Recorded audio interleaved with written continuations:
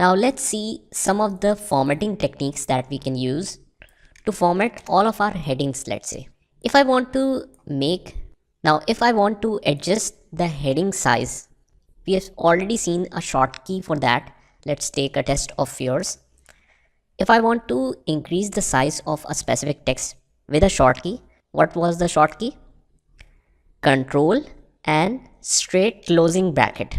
Like this, you can increase the size, and if you want to make it smaller, hold control and straight opening brackets.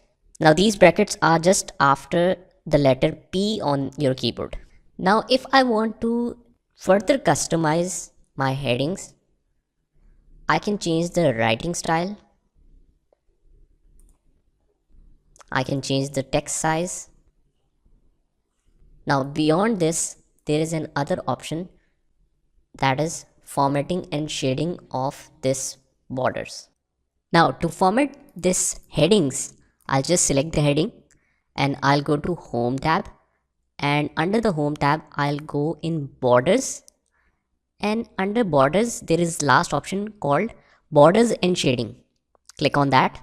Now first option is of text borders and second is of page borders. So just remember that you have to select a heading or any text for text borders. So I'll just select that, borders and shadings.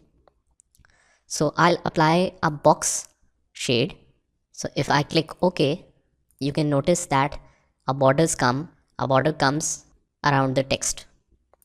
Now if I want to fill it with a color, I'll just go again in borders and shading. Now let's apply some shades.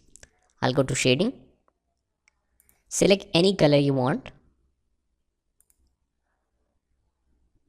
and you can select any patterns as well. I'll just keep it simple. So that's how you can format your text and apply borders and shadings to it. Now as you saw that we have done a lot in this text. We have changed the writing style, the text size, and apply borders and colors to it. I want to format all the headings like this, but I don't want to do all the work all over again for each heading. So what I'll do is I'll just select this heading, and under the Home tab I'll click on Format Painter. What Format Painter does is it will just copy the format used in this text.